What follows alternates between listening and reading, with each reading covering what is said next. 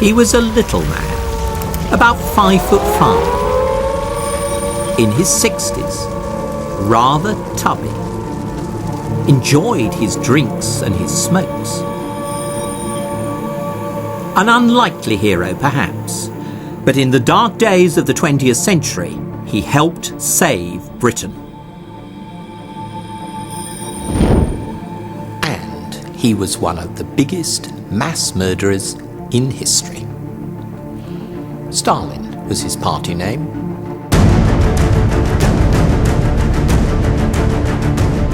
We like to think that Britain's survival in the Second World War was secured by our finest hour in 1940, the Battle of Britain, Churchill's bulldog leadership. But more critical was what happened on the other side of Europe in 1941. The horrific life-or-death struggle between Nazi Germany and the Soviet Union. And crucial to the outcome would be the leadership of Stalin. Stalin meant man of steel, but the reality of his war in 1941 didn't live up to that name, as he lurched from crisis to crisis, coming close to a nervous breakdown.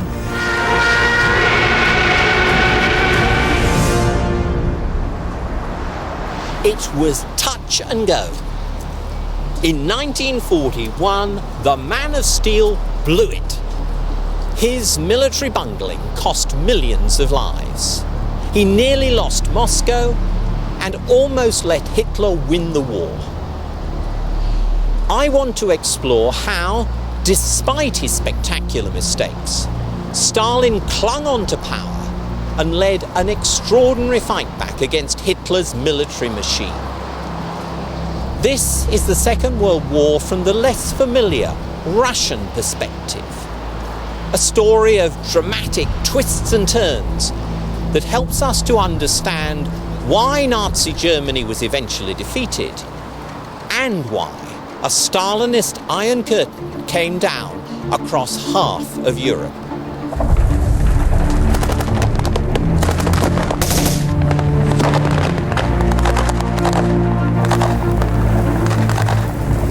Stalin would be the big winner from World War II. But he had to learn to bend and compromise in order to win.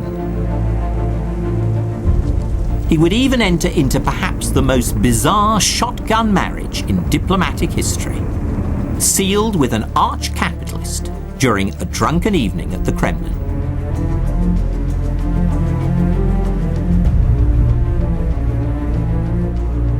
Stalin had a strange, almost seductive charm. Winston Churchill, an unremitting enemy of communism, responded with respect, at times even affection, towards the man he himself nicknamed Uncle Joe. This is the enduring mystery of Stalin, the friendly uncle and the man of steel, a titan of the Second World War and a monster of the 20th century, who got away with it.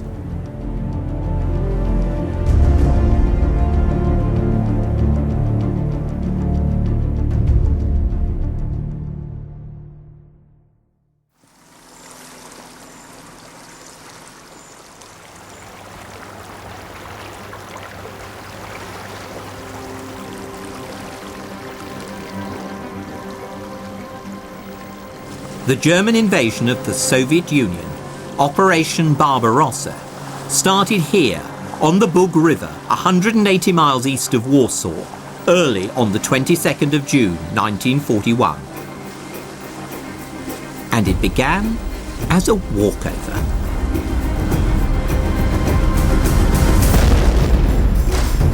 Along a front 1,000 miles long, more than 3 million German troops in 3 vast army groups surged across the border and deep into Soviet territory.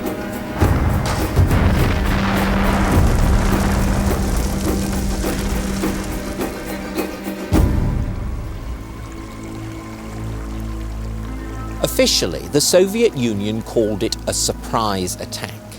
But more than that, it was a paralysed defence. Paralysed from the very top by the man of steel. For hours, Stalin wouldn't even allow his commanders to fire back. It must surely go down as one of the most spectacular military blunders in history.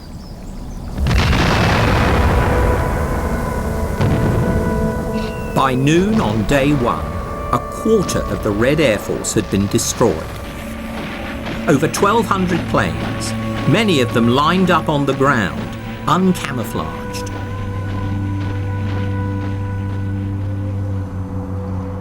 In Moscow, Stalin was beside himself with incredulous rage, lashing out at everyone around him. "This is a monstrous crime! Those responsible must lose their heads!" But this was a disaster born in his paranoid mind and in the brutal, terrorized regime that he had created. 1941 was a damning verdict, almost fatal, on 20 years of Soviet history.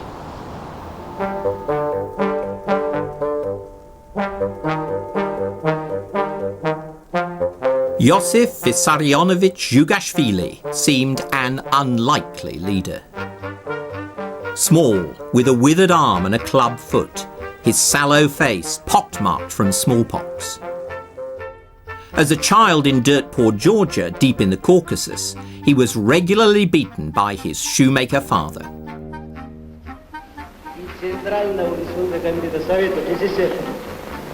Nor did Stalin sound like a leader. With his flat, monotonous delivery, he was hardly a great orator, and he never lost his thick Georgian accent. This was an outsider's voice, and faintly ridiculous. One British wartime interpreter likened it to Wigan Pier, Lancashire, almost as if George Formby had been made dictator.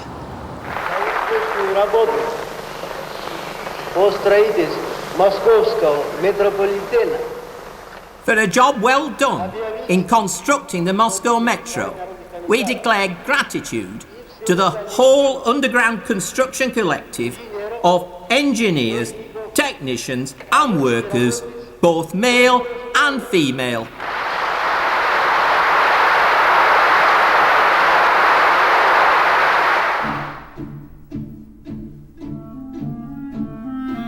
Stalin wasn't an intellectual like Lenin and the Bolshevik elite. His doting mother wanted him to become a priest, but young Stalin was expelled from seminary. He found his true calling as a revolutionary bandit in the dying years of Tsarist rule. His specialty was bank robberies. In one heist in Tbilisi, he and his gang seized 250,000 rubles and left around 40 guards and bystanders dead. But Stalin was a crook with a cause. The proceeds of this and other raids helped fund the Bolsheviks in their bid for power.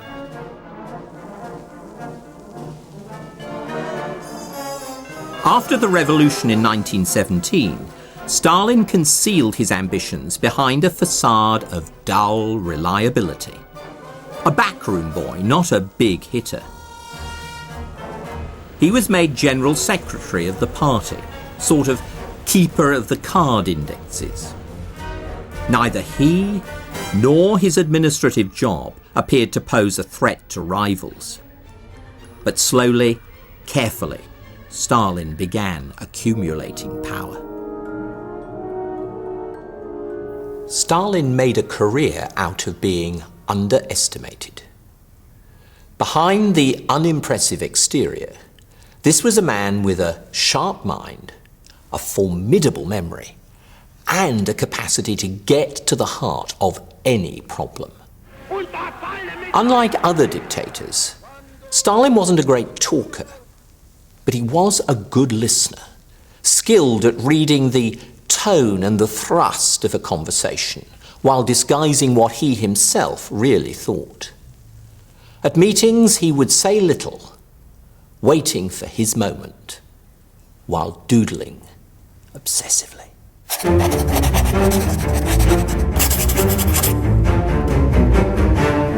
This is one of Stalin's doodles. Hard lines, sharp angles, wolf snouts. A sinister glimpse behind the calm, modest exterior into a mind that was savage, vindictive, often paranoid.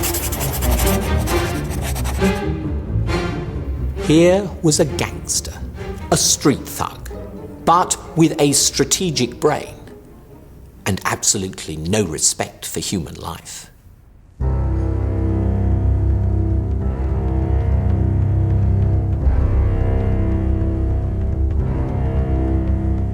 In the power struggle after Lenin's death in 1924, Stalin employed his gangster logic to get rid of his rivals.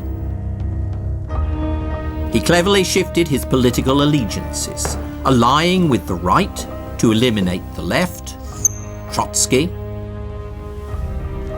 Zinoviev, and then tacking leftward to kill off the right, Rykov, Bukharin.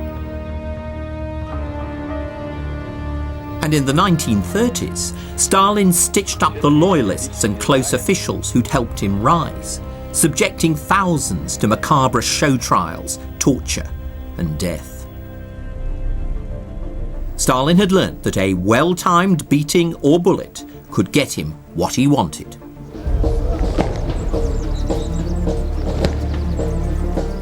Nowhere was this lesson more brutally applied than in his handling of the army.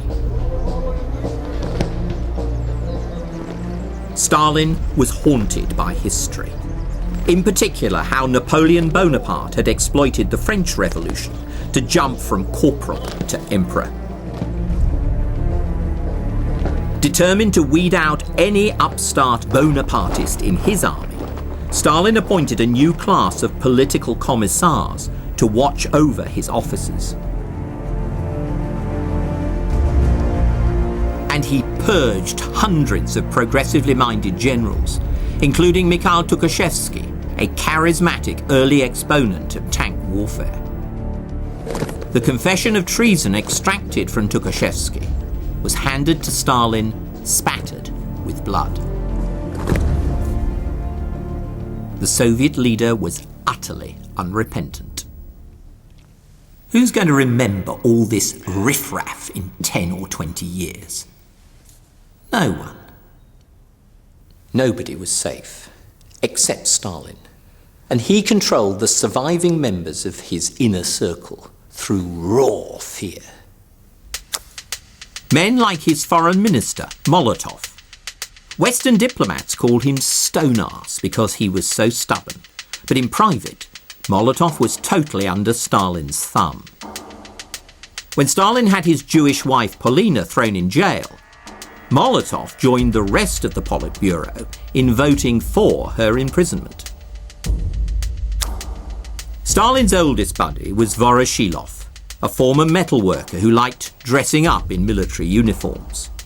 Good company over a few drinks, but really rather thick, and no threat.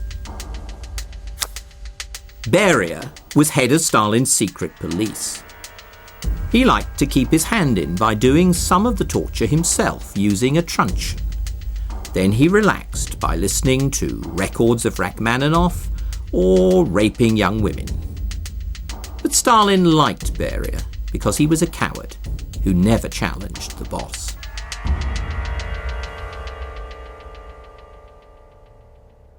Stalin had created an apparently unassailable position at the pinnacle of an autocratic state. But of course, that system had a fundamental weakness. It depended on one man, on his strengths, but also on his whims and neuroses. A serious misjudgment by Stalin could plunge his servile regime into chaos. And that's what happened with a vengeance when war came in June 1941.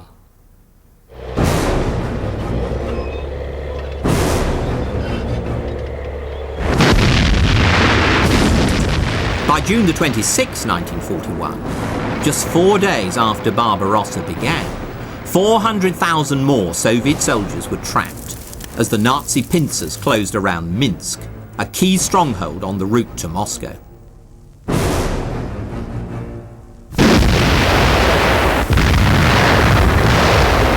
Barbarossa had hardly come out of the blue.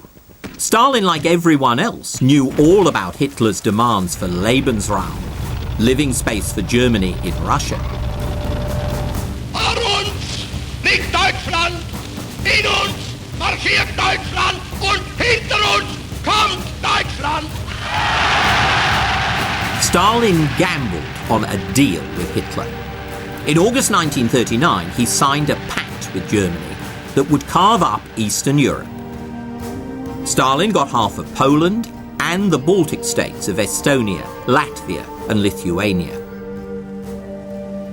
He now expected Hitler to fight a long war for Western Europe against Britain and France. Da, der Engländer ist getroffen. But then Germany sliced through France in a month in 1940. Only Britain held out.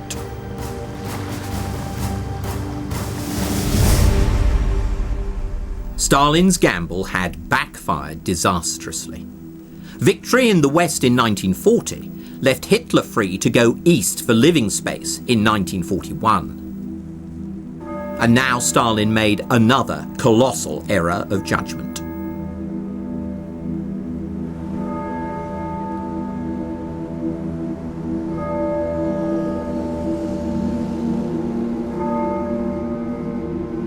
In the spring of 1941, Hitler began massing his troops in Poland.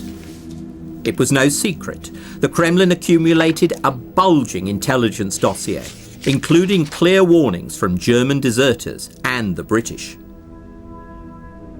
But Stalin, always suspicious about the capitalist West, assumed that much of the intelligence had been fabricated by Britain with the aim of dragging him into its war with Hitler.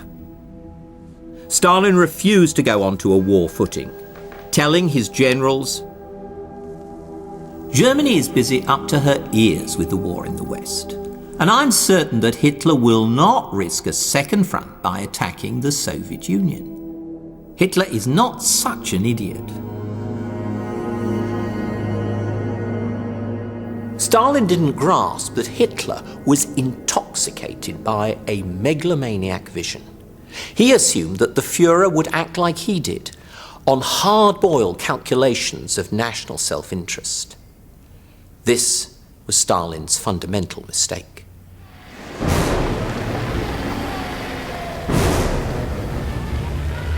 On June the 29th, reports reached Moscow that the city of Minsk had fallen. It was only a week since the German invasion had begun.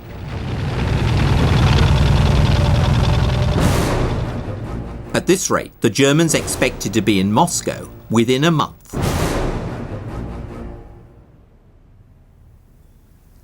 Suddenly, Stalin seemed to grasp the enormity of the disaster. He raged at his generals, reducing even Zhukov, his chief of staff, to tears. But then Stalin crumpled. "Everything's lost," he groaned. "I give up. Lenin founded our state, and we've screwed it up."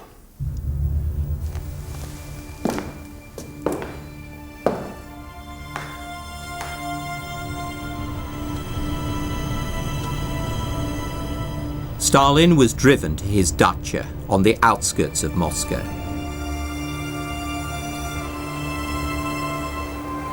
There, he slumped in shock.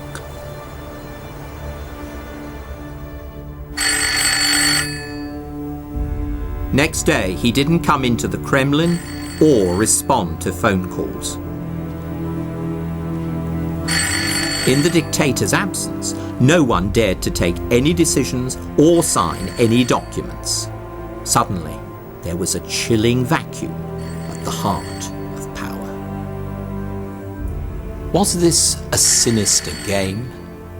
The great actor testing the loyalty of his underlings, like the man he called his teacher, Ivan the Terrible, waiting, watchful, ready to pounce on anyone who tried to seize power. That's certainly possible. But I think Stalin had really come close to a nervous breakdown. Because what he faced was not just military defeat, but the collapse of everything he'd worked for within Russia.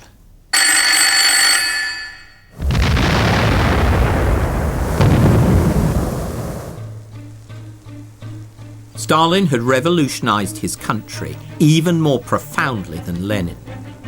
In the late 1920s, he embarked on a frenzied campaign of modernization. The old Russia, dominated by a peasant mentality, rooted in the Orthodox religion, would be swept away to be replaced by 5-year plans, collective farms, mass production, above all, gigantic steelworks.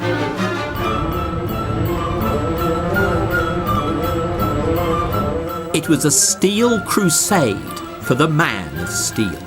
Stalin was determined that his communist state must match up to the capitalist West. It was, he claimed, a matter of life or death. We are 50 or 100 years behind the advanced countries. We must make good this distance in 10 years. Either we do so, or we shall go under.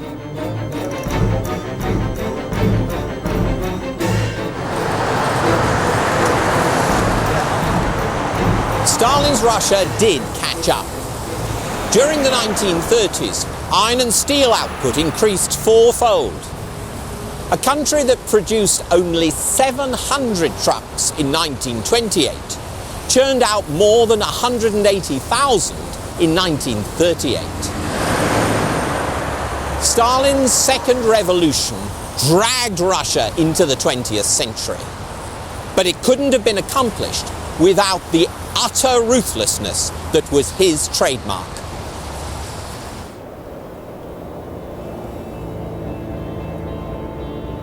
Just as he'd eliminated opponents within his inner circle, Stalin simply swept away any of the wider Russian population who resisted industrialization. Many were packed off to prison camps in the Arctic wastes of Siberia. This was the notorious Gulag, where nearly 2 million Soviet citizens were incarcerated in 1941. The forced collectivization of agriculture was even more brutal. Peasants often fought back against state seizure of their land and livestock. As a last act of defiance, many killed their own animals. Half the Soviet Union's cattle were slaughtered. In the famine that followed, an estimated 5 million people died.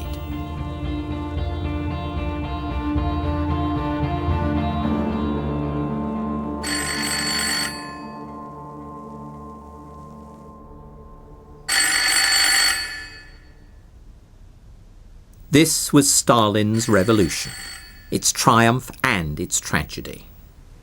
Now it was all falling apart, and Stalin must have known that it was largely his fault.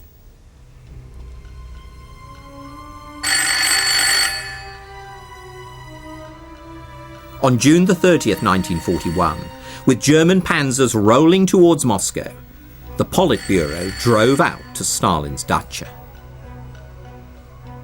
They found him sitting in an armchair.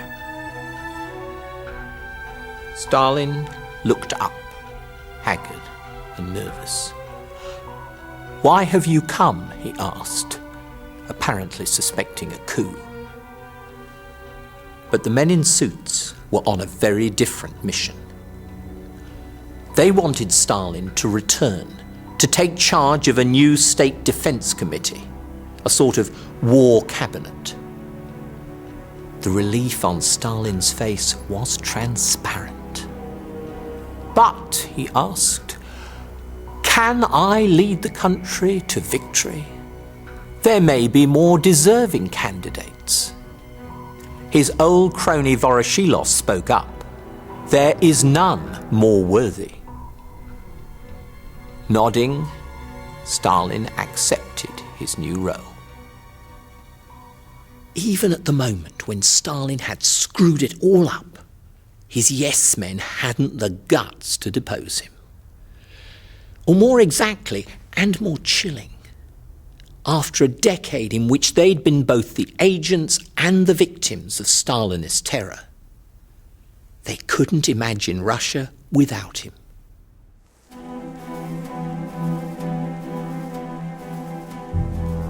Now Stalin began to regain his nerve.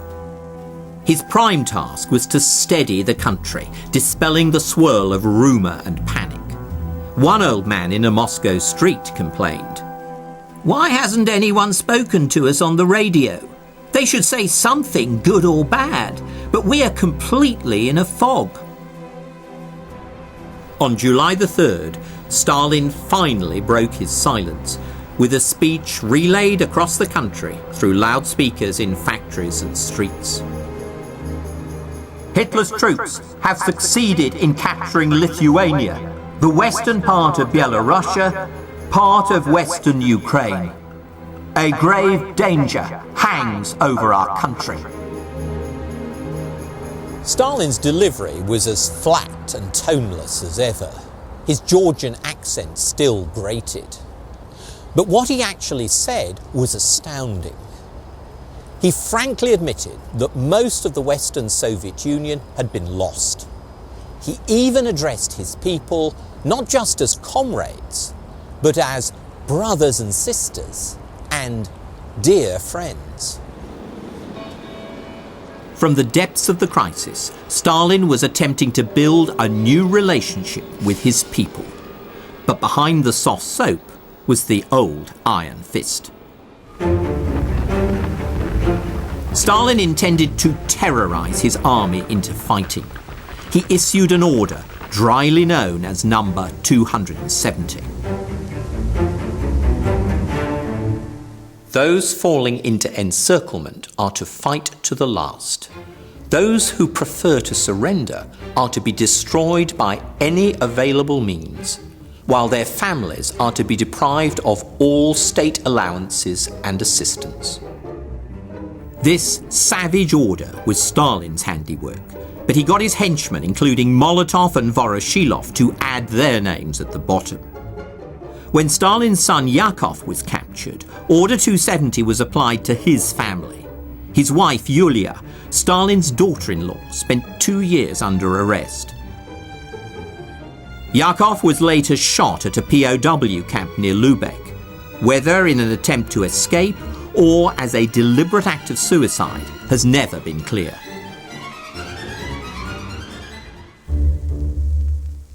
But flogging his own people was not enough. Russia couldn't survive the German onslaught alone.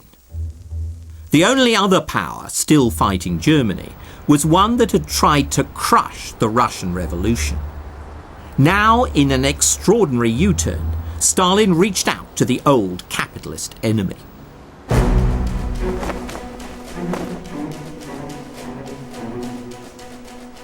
Equally amazing, Britain's Prime Minister, a notorious red basher, was ready to meet Stalin halfway.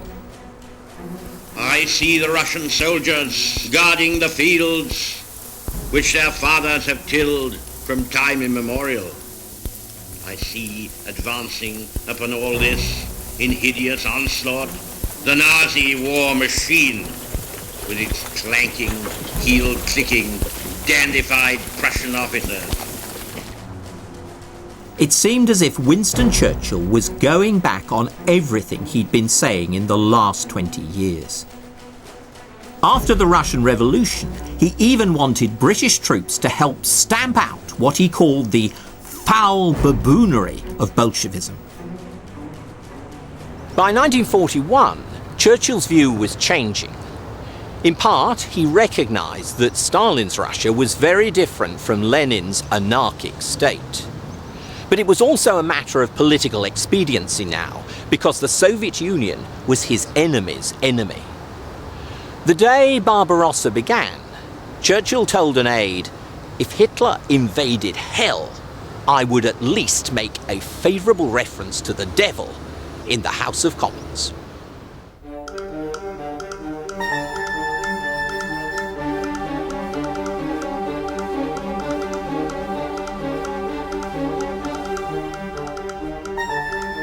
In telegrams to Stalin, Churchill promised tanks, planes and food. But privately, the British didn't think the Russians would last a month against the army that had smashed France. Then Hitler would turn back on Britain. His invasion of Russia is no more than a prelude to an attempted invasion of the British Isles. He hopes, no doubt, that all this may be accomplished before the winter comes. Today, we assume that the Battle of Britain had been decided in 1940. But that wasn't how Churchill saw things in 1941. Just 3 days into the German assault on Russia, he ordered that Britain's defences must be at concert pitch for invasion from September the 1st.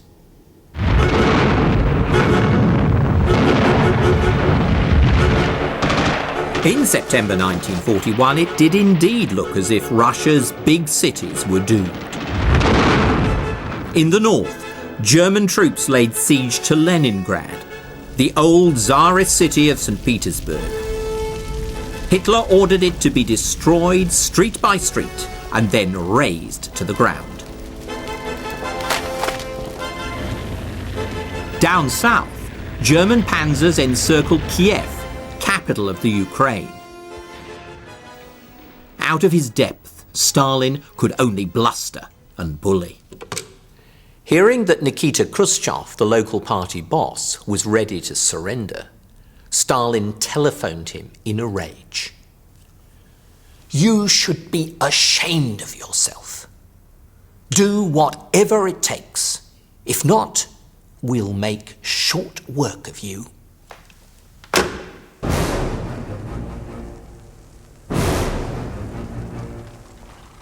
Stalin rejected any retreat at Kiev, thereby condemning over 600,000 Soviet troops to German prisoner of war camps. For most, that meant certain death.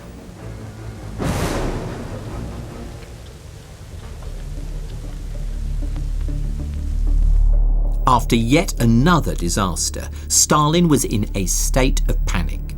He now sent Churchill an anguished appeal, written in his own hand, urging Britain to mount a second front against Hitler, a landing by some 30 divisions, several 100,000 troops, in the Balkans or France before the end of the year. But this was pure fantasy. Churchill didn't have 30 usable divisions in the whole British army. With no help in sight, Stalin now faced the ultimate threat from Hitler, who targeted Moscow itself in an offensive codenamed Operation Typhoon. The name proved apt because the Germans simply blew away the Red Army.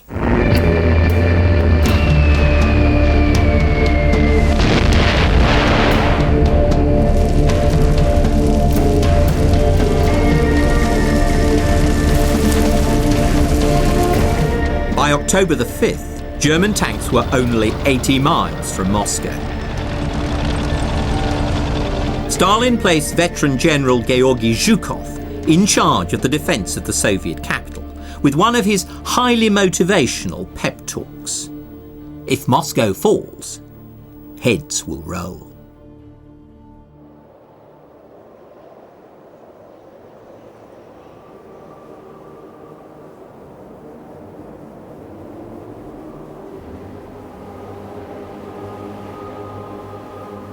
The Germans were now approaching one of the sacred sites of Russian history, renowned in literature, music and folk memory.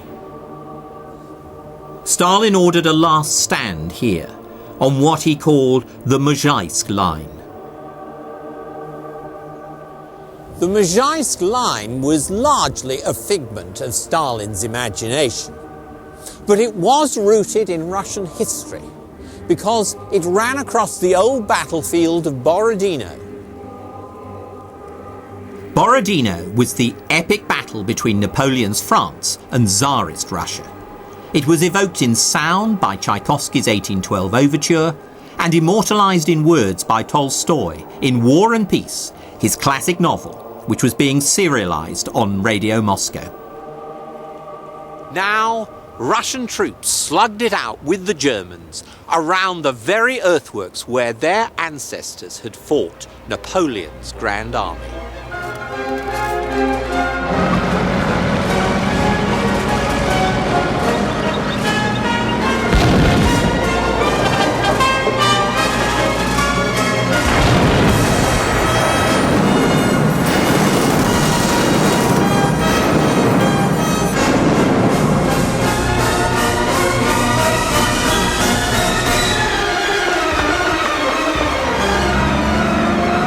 Yet whatever Stalin's wishful thinking, the Russians were driven from the field of Borodino, as in 1812, back towards the western outskirts of Moscow.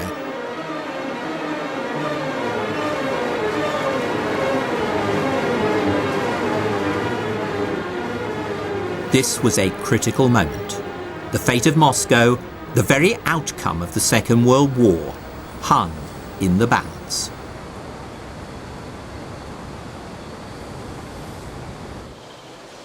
Now Stalin wrestled with the same terrible question faced in 1812 by the Tsar's Marshal Mikhail Kutuzov, whether to fight for Moscow or abandon the city.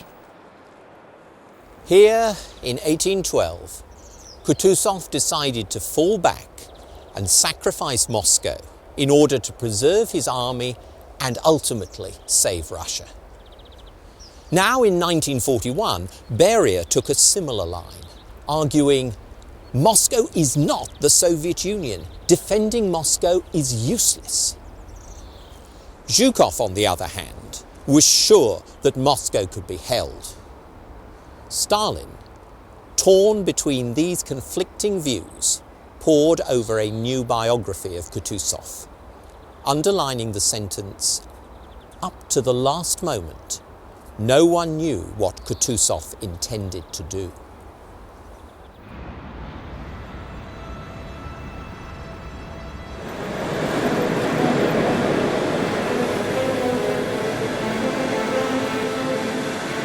While Stalin dithered, his staff packed his belongings and made ready a special train.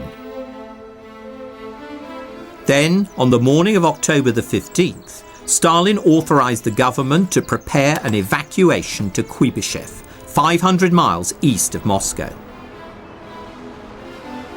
According to the minutes from the meeting, Comrade Stalin himself will be evacuated tomorrow or later, depending on the situation.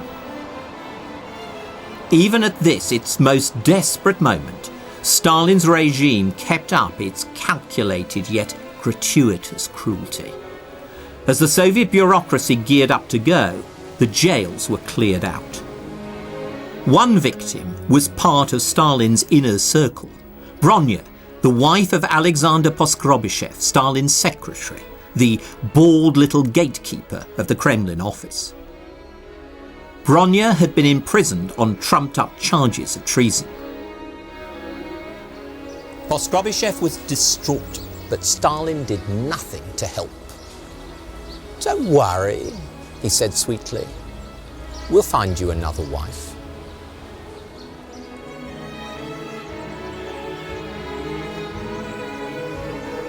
During the evacuation of Moscow, Bronya was executed. Choking back his grief, Poskrobyshev kept on working for Stalin round the clock. One death is a tragedy, a million deaths are a statistic. That cliché is often attributed to Stalin. Whether or not he actually said it, that's certainly the way he did things, inflicting cruelty on a mass scale, but also at a personal level on close associates. Poskrobyshev, Zhukov, Khrushchev, even his own family. This was a man who, I think, derived real sadistic pleasure from playing with people's minds.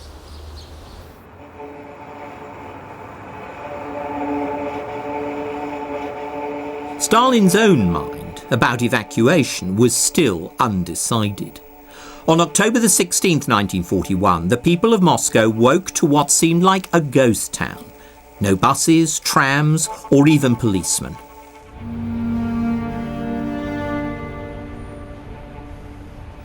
Across the city, grey snowflakes were falling, ashes from the burning of millions of official papers, even party cards. It seemed that Hitler would soon achieve his dream of consigning Bolshevism to the rubbish heap of history. Then suddenly the city became infected with panic as news of the evacuation spread. Abandoned shops were looted. Cars and trucks clogged the roads going east. The game seemed to be up. One man noted in his diary, "Today Moscow is like an ant heap. People loaded down with goods going in all different directions. The metro's closed. People are saying it's to be blown up or flooded and that the Germans will arrive tonight."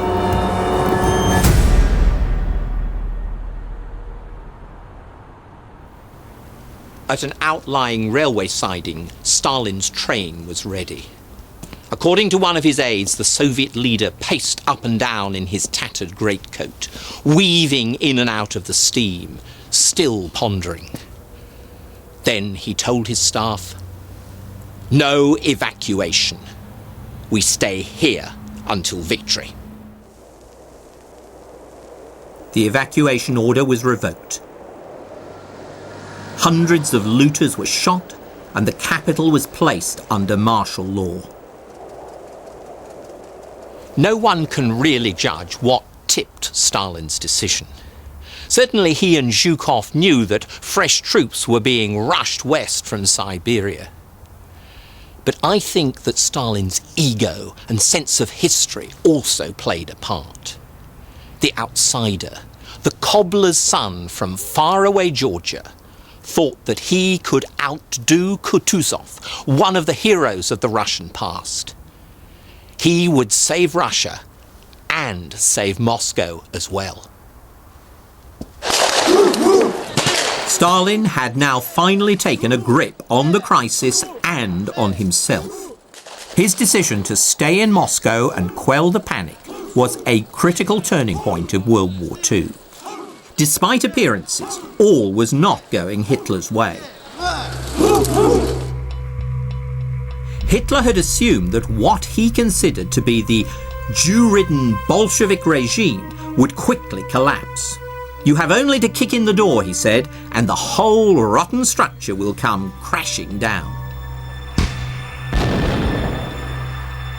But when Hitler did kick in the door, the Soviet Union, though tottering, did not fall. And the Russian people, whom in racist contempt he dubbed the Slavic rabbit family, bit back.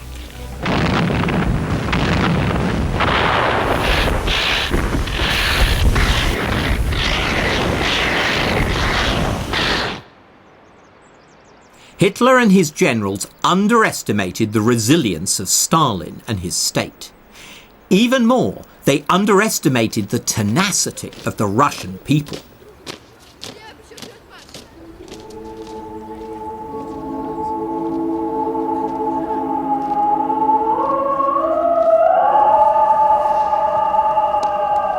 An early demonstration of Russian bravery had been the defence of Brest in the very first week of Barbarossa.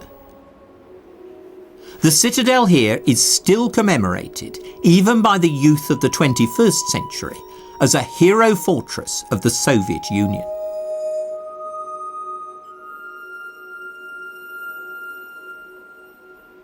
The Germans expected to capture it on day one of Barbarossa. In fact, a few hundred Russians held out for 8 days against a whole German infantry division with 10,000 combat troops.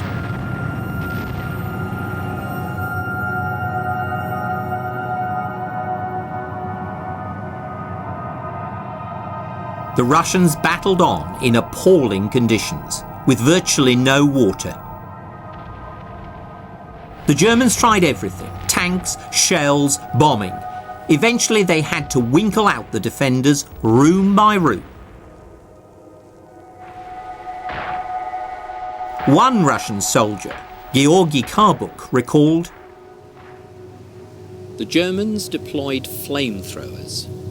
They simply poked the nozzles into cellar windows and burnt everything. Even the bricks melted.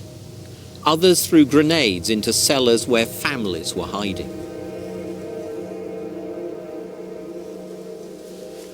Ultimately, the German 45th Infantry Division did conquer the fortress here at Brest, but it lost nearly 500 men in a week, more than it had lost in a whole month in France in 1940. For the German army, as well as the Russian people, Brest was a foretaste of horrors to come.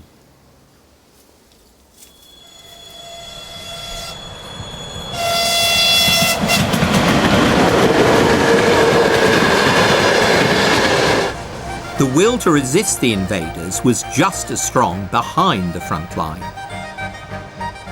Much of Soviet industry lay west of Moscow, easy pickings for Hitler. So the Russians dismantled some 1,500 factories, put them on trains together with workers and families, and then rebuilt them east of the Ural Mountains.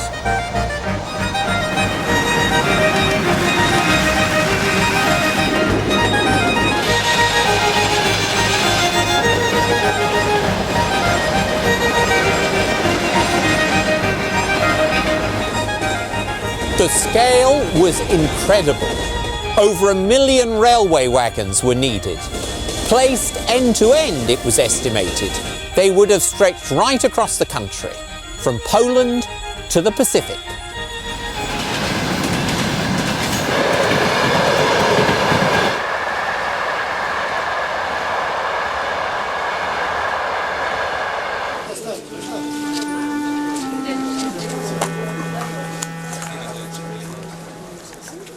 What made ordinary Russians, soldiers and civilians, struggle so tenaciously? Here's one story which I think captures the spirit of Russian resistance in 1941. Fleeing the German onslaught on the road to Moscow, the war correspondent Vasily Grossman was given shelter by an old peasant woman. She used up her tiny stock of supplies, welcoming him with a good meal and a roaring fire, all the while singing songs. She told Grossman of her son fighting at the front and of her nightmares. "The devil came to me last night and sank his claws into my hand. I started to pray, but the devil took no notice. So I told him to fuck off. And then he did disappear." Grossman was very struck by this typically Russian mix of generosity and bloody-mindedness. If we do win in this terrible, cruel war, it will be because there are such noble hearts in our nation. They illuminate all our people with a miraculous light. For this old woman and for millions of Russians, their defiance was rooted in a deeper sense of homeland, of Russia's history and faith that stretched back long before Lenin and Stalin.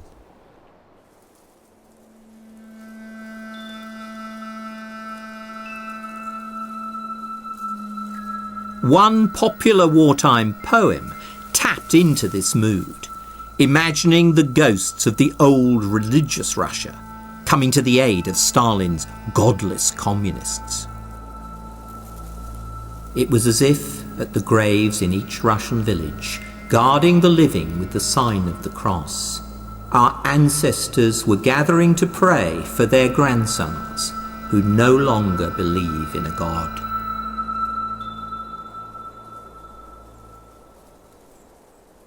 With customary opportunism, Stalin responded to this resurgent sense of history. And Russians in turn responded to Stalin, or more precisely to the heroic image of Stalin projected by the regime.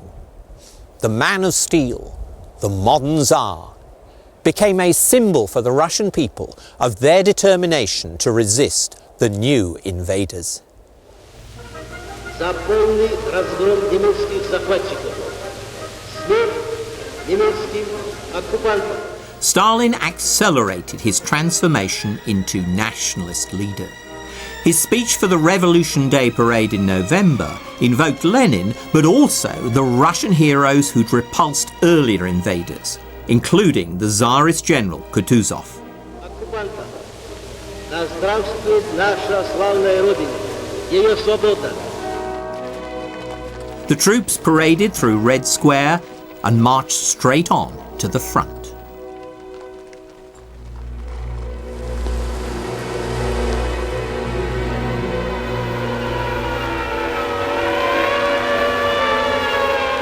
Moscow was now under almost nightly attack from the Luftwaffe.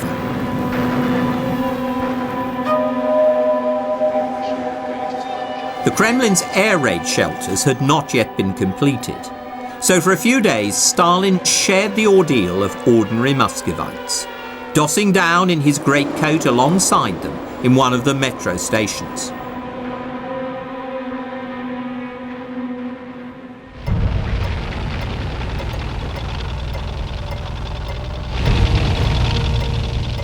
By December the 2nd, 1941, German advance units were only a dozen miles from the Kremlin. Its domes and spires glinted in the pale sun. One German medical officer reached a tram stop on the road into the city. There was an old wooden bin attached to the wall. I felt inside and dragged out a handful of old tram tickets.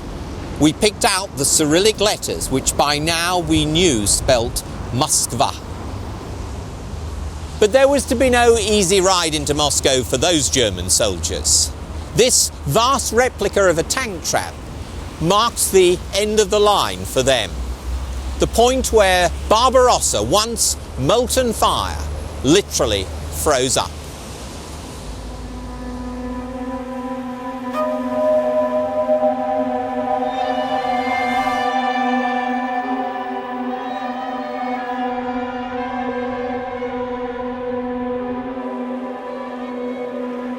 Temperatures were now 30 below. Tank and plane engines had to be heated for hours before they could be started.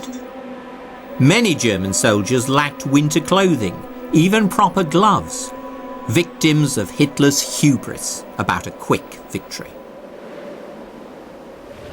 Seizing their chance, Stalin and Zhukov now planned a dramatic counterattack.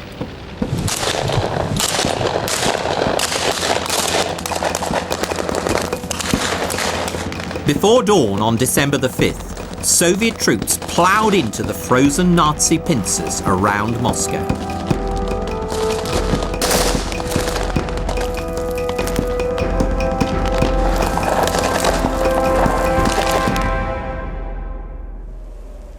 Although the Germans weren't routed, they were driven back 100 miles.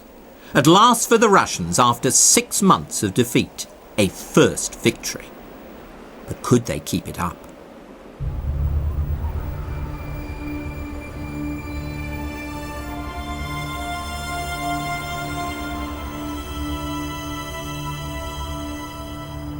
Zhukov knew the limits of his army. He wanted a targeted strike to save Moscow. But Stalin was now on a roll. Though no general, he'd apparently done what Kutuzov could not do: save Russia without sacrificing Moscow. And like Hitler when he launched Barbarossa, Stalin now believed his enemy to be ripe for destruction. Pacing around his study in the Kremlin, Stalin told his generals, "The Germans are taken aback by their defeat near Moscow. Now is just the time to mount a general offensive." Zhukov protested that he hadn't the resources to advance in this way all along the front. Stalin would have none of this. Our task is not to give the Germans a breathing space. We must drive them westward without a halt. This will ensure the complete defeat of the Nazi forces in 1942. According to Zhukov, nobody else spoke up. The dictator had browbeaten his generals. The all-out New Year offensive went ahead, and Stalin, with customary vindictiveness, crossed Zhukov's name off the list of those to be honoured for saving Moscow.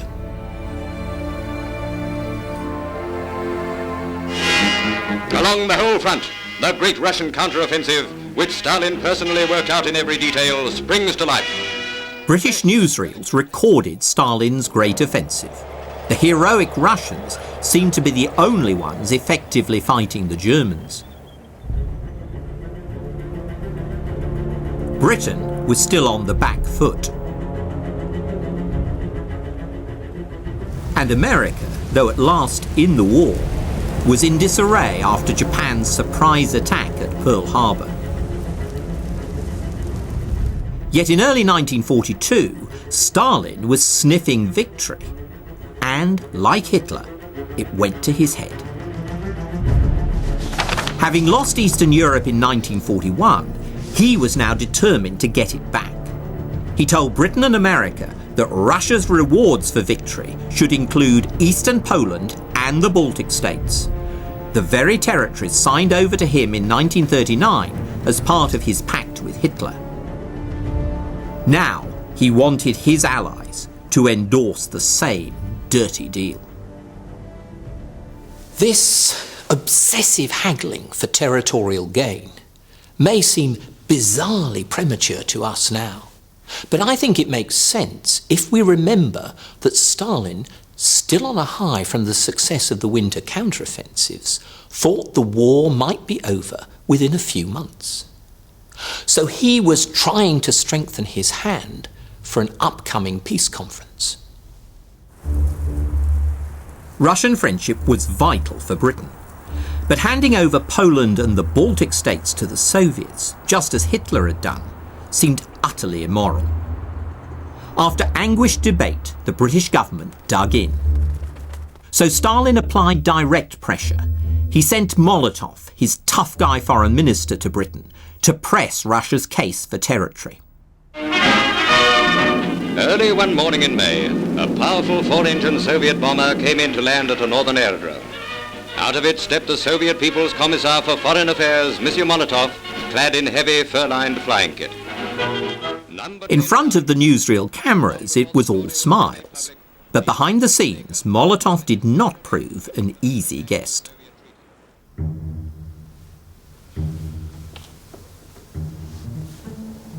Conscious perhaps that 20 years earlier his host Churchill had tried to strangle Bolshevism in its cradle, Molotov and his aides slept with revolvers under their pillows.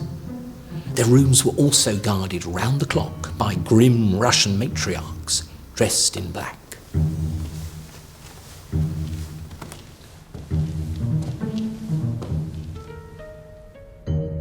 Molotov was notorious for his hard-nosed negotiating style, but he couldn't get his way on carving up Eastern Europe. Churchill would only offer a general treaty of alliance and no promises about territory. Molotov cabled the British offer to Stalin contemptuously. "We consider this treaty unacceptable, as it is an empty declaration which the Soviet Union does not need." Molotov assumed that Stalin would agree, but back in the Kremlin the mood was changing as bad news filtered in from the front.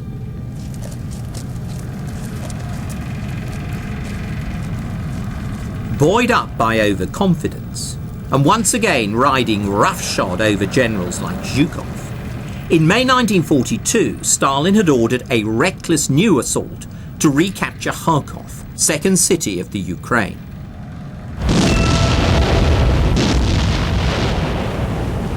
After a week of fighting, Khrushchev phoned to report that the Soviet forces at Kharkov had driven themselves into a trap and were being encircled by the Germans.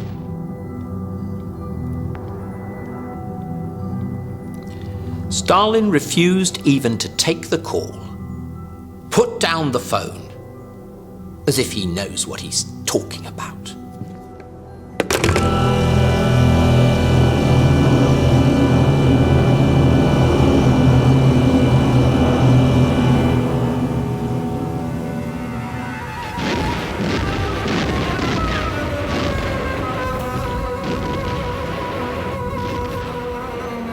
It was like June 1941 all over again.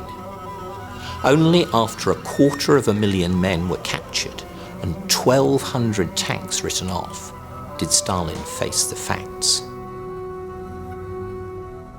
With his regime on the ropes once more, Stalin called off the offensive and rethought the priorities of his diplomacy.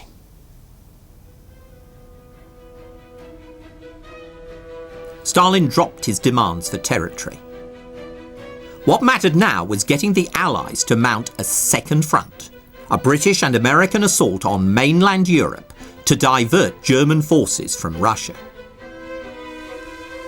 Stalin cabled Molotov in London. He told him to stop protesting, sign the treaty with Britain, and firm up the Allies' commitment to a second front. Molotov was flabbergasted, but the man whom the British regarded as the hardliner grovelled abjectly to his boss. I shall act in accordance with the directive. I believe the new draft treaty can have positive value. I failed to appreciate it at once. At the Foreign Office, the Grand Alliance was entered into as signatures were appended to the document by the representatives of the high contracting parties. Full understanding was also reached with regard to the creating this year of a second front in Europe.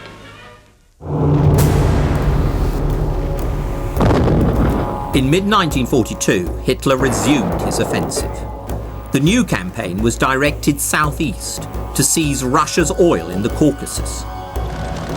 But Stalin still assumed that Hitler's real goal was Moscow. Thanks to Stalin's misplaced deployments, the German advance was even swifter than in 1941. By the end of the summer, the swastika was flying over the highest point in the Caucasus. The Red Army had lost another 600,000 prisoners and thousands more tanks.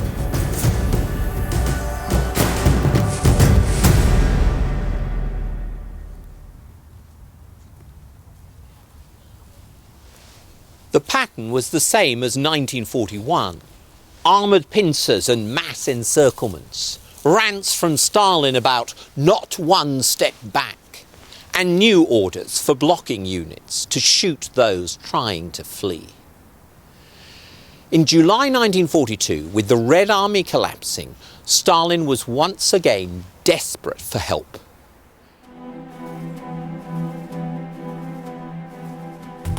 Stalin now really needed Churchill to deliver on the promise of a second front in Europe in 1942. But nothing seemed to be happening. Stalin sensed that he was being betrayed by the old enemy. Personal and secret, Premier Stalin to Premier Churchill. In spite of the agreed communiqué concerning the urgent tasks of creating a second front in 1942, the British government postpones this matter until 1943. Relations between London and Moscow were reaching crisis point. As the German juggernaut rolled east, rumours swirled around about Soviet capitulation and peace talks.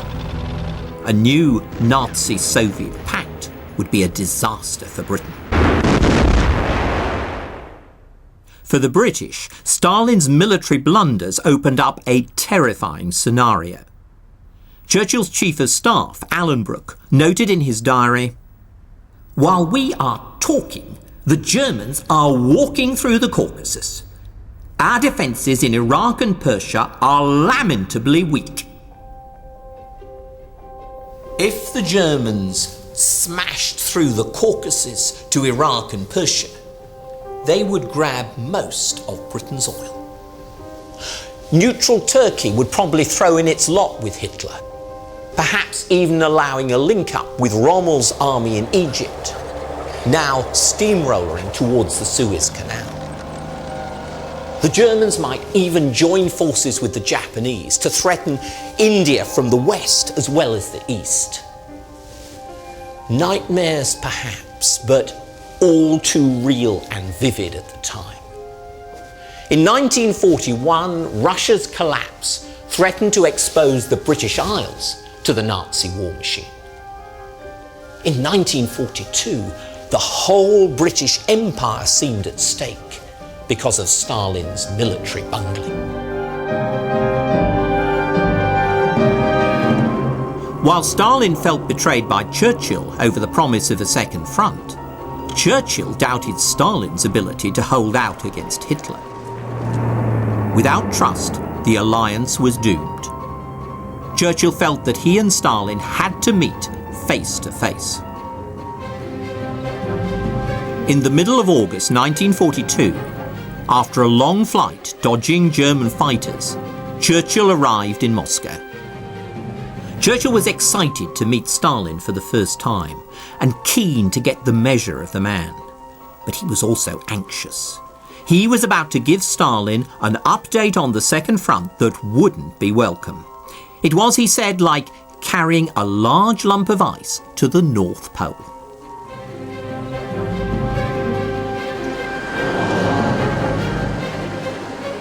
At 7 that evening, Churchill was ushered into Stalin's office.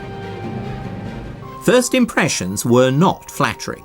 At the door was a nervous dwarf, actually Poskrovyshev, or Bald Head, as one snooty British official called him. And Stalin himself didn't look particularly impressive, attired as usual in lilac tunic, baggy trousers and long boots. This was actually standard Communist Party dress, but to the British, he looked a bit of a yokel.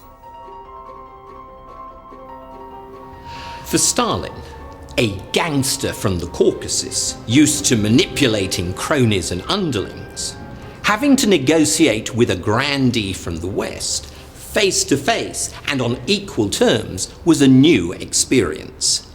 A first test, if you like, of his ability to play in the Premier League of international diplomacy.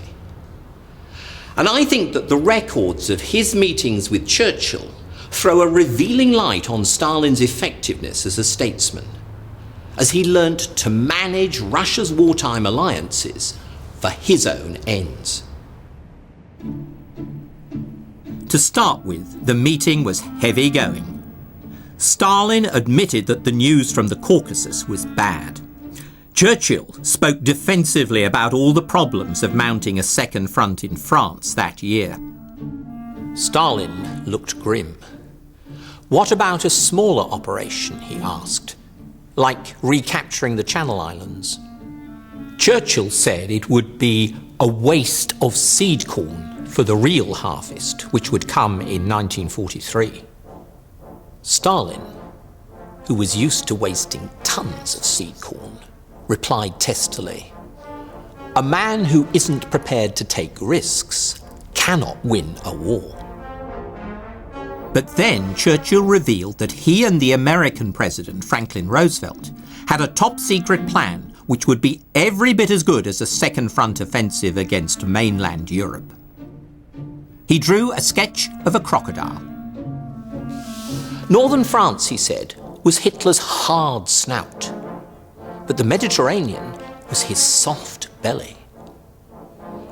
Churchill promised that in the autumn, British and American troops would land in Morocco and Algeria.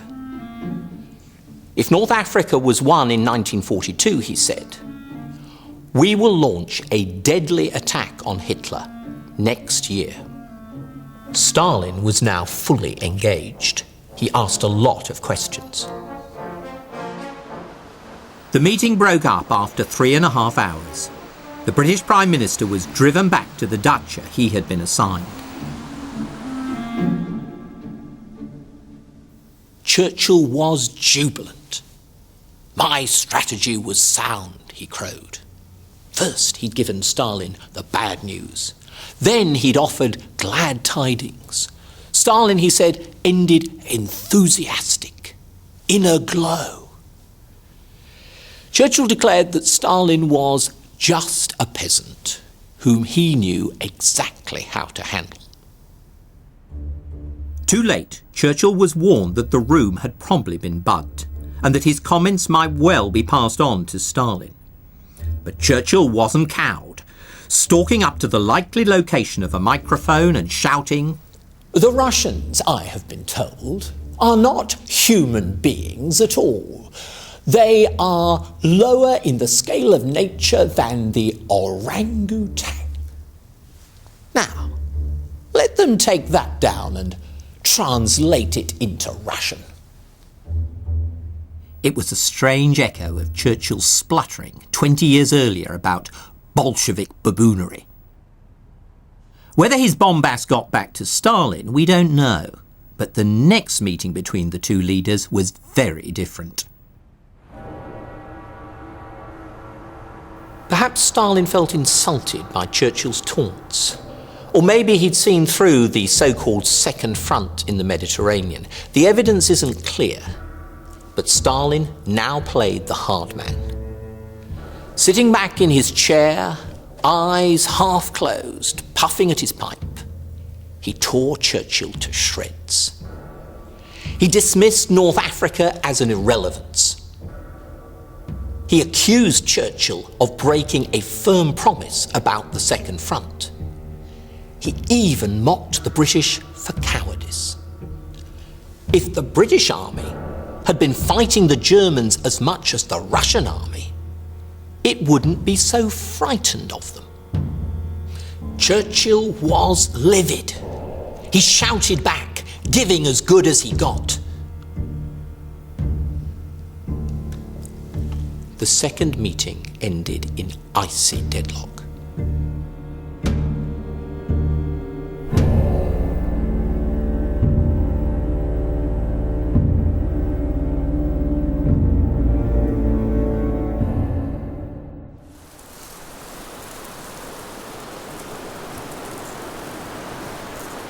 Next day at the Dacha, Churchill fumed in the garden, safely out of range of the bugs. "That man has insulted me. From now on, he will have to fight his battles alone. I represent a great country, and I am not submissive by nature." This was no longer a policy dispute, a row about the Second Front. It was a clash of cultures between two proud men representing two proud nations. Each desperately needed the other, but there was a limit to how far either of them would bend. Unlike Stalin, Churchill wasn't surrounded by lackeys. The British ambassador, Sir Archibald Clark Carr, talked back at Churchill hard. In a letter later, he recalled how he asked Churchill bluntly whether he intended to flounce off home. "All because you are offended. Offended by a peasant who didn't know any better. You are an aristocrat. They are rough and inexperienced, straight from the plough and the lathe. Don't let your pride blur your judgment." Noblesse oblige. That was the message. Clark Carr urged Churchill to unbend and asked Stalin for another talk. But would Stalin unbend as well? In fact, for Stalin, the ground was also shifting. He had just learnt that the Germans had routed Soviet troops on the Don River. Stalingrad, the great industrial city named after the Man of Steel himself, was now in Hitler's sights.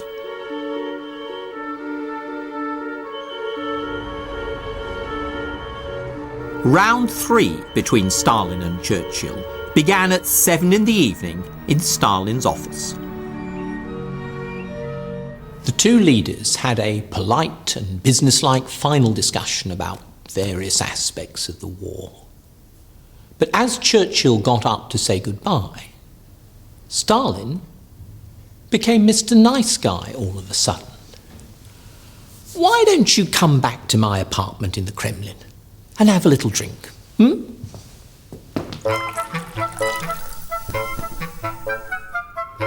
The little drink mushroomed into dinner with a dictator, a 6-hour feast washed down with endless bottles of choice wine.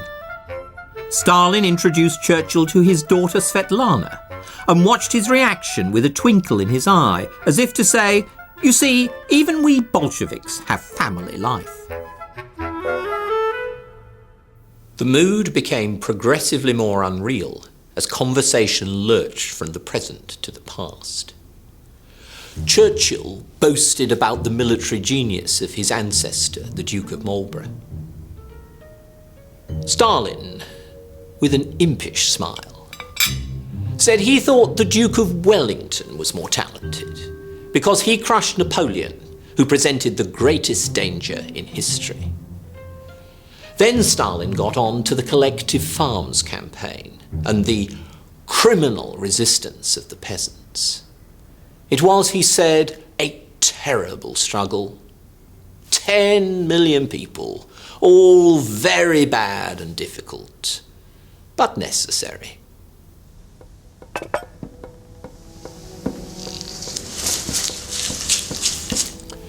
He hacked at a pig's head, picking at the flesh with his fingers. Churchill had a vivid image of millions of men and women being blotted out forever. But he held his tongue. With the World War going on all around us, it seemed vain to moralize aloud.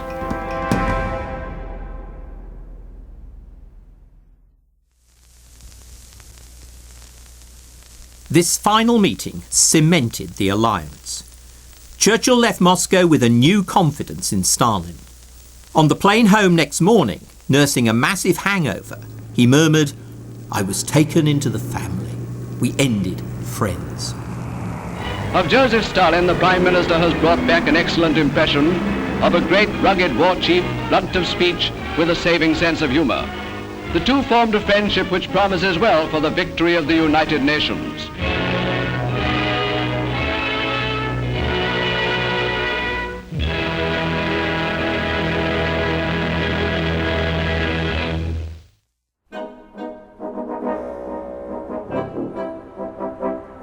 In the course of the war, Churchill's view of the Soviet Union and the threat of what he called Russian barbarism would yo-yo up and down. But he retained his faith that Stalin was a man with whom he could do business. For his part, Stalin had played a shrewd game of hot and cold with Churchill, knocking him off balance. This was a routine Stalin ploy. But I believe there was something more behind his Mr. Nice Guy act when he invited Churchill back into his flat. Stalin, I think, made a deliberate decision to open up, to show a more human side. The bruiser had to become a charmer. He couldn't afford to let the meeting end on a sour note because Russia's military situation had gone critical.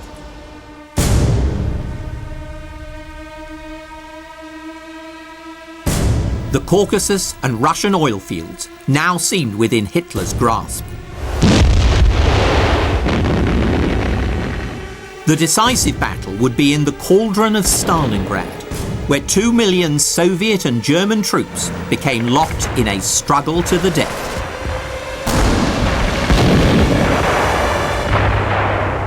Churchill's much vaunted offensive in the Mediterranean, landing 100,000 troops on the beaches of North Africa, was a mere sideshow to this horrific climax of the war.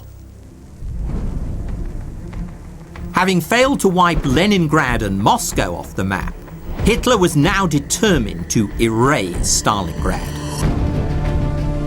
His orders were stark: male population to be destroyed, female to be deported.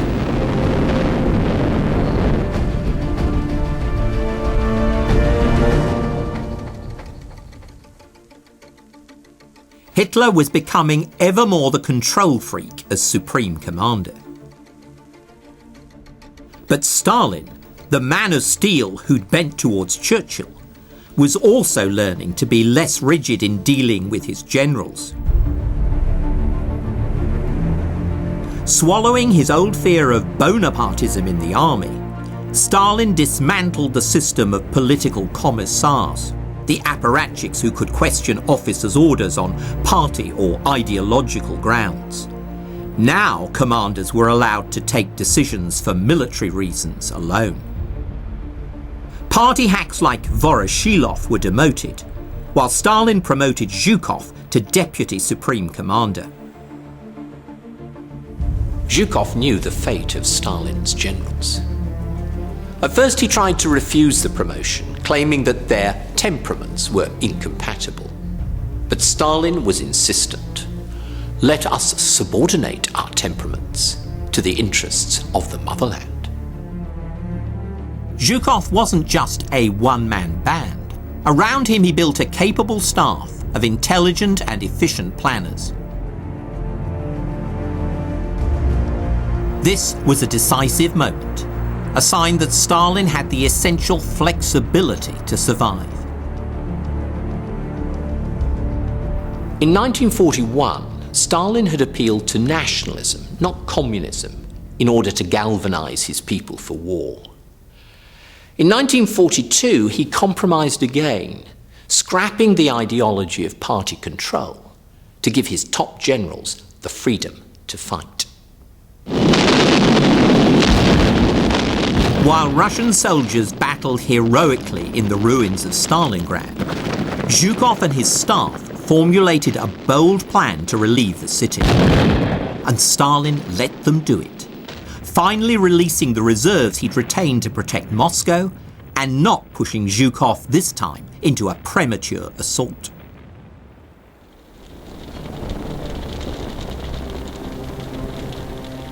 In November 1942, the pincers closed again, but they were Russian pincers, slicing through weak divisions that guarded the rear of Hitler's army in Stalingrad. It was the Germans who were now encircled.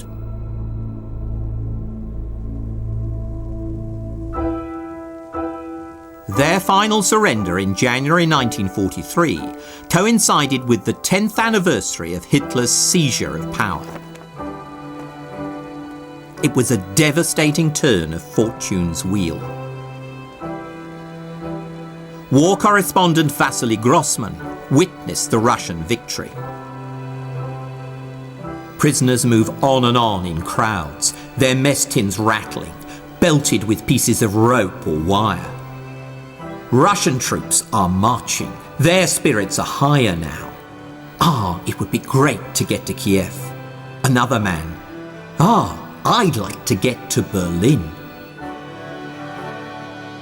The Red Army was now on the march. So were the British and Americans by the end of 1942, routing the Germans in North Africa as a springboard for control of the Mediterranean. But it was the Eastern Front, the great battles for Moscow and Stalingrad, that turned World War II, beginning a fight back that would eventually entrench the Soviet Union as a new superpower throughout Eastern Europe. Not just Poland and the Baltic states, but Hungary, Czechoslovakia, and half of Germany itself.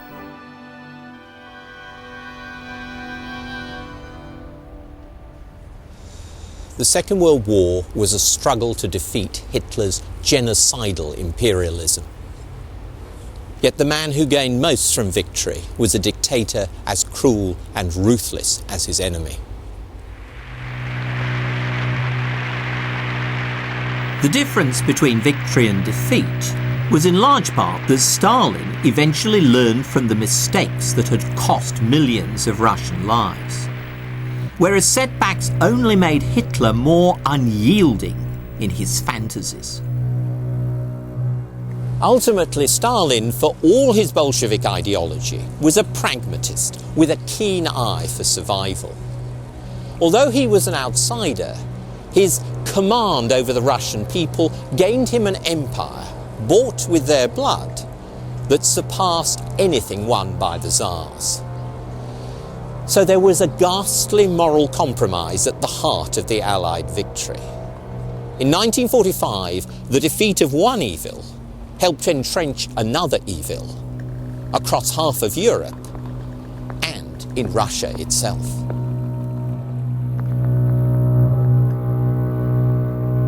Having learnt to loosen up his regime to win victory, after the war, Stalin tightened his grip once again, reverting to terror.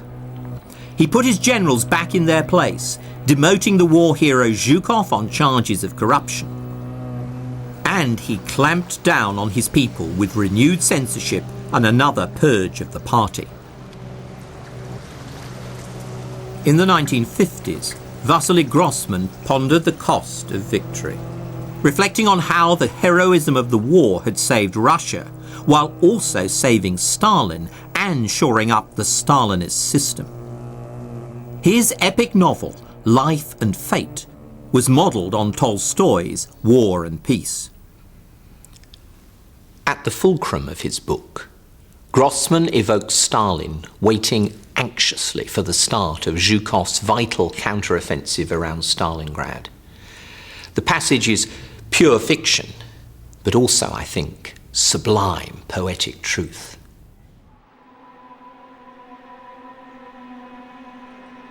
Grossman imagines the dictator recalling the shambles of 1941, his bumblings that nearly ruined Russia.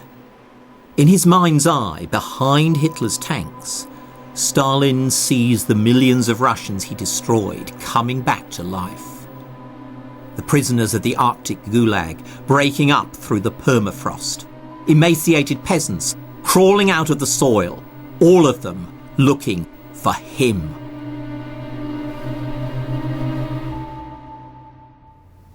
Then Zhukov's pincers close. The Germans cannot escape. Stalingrad will be remembered as a triumph, not a disaster. Grossman now imagines Stalin's devoted secretary, bald little Poskrovyshev, whose wife was one of Stalin's victims, watching silent and motionless as his boss sits back, drinking in the wonderful news.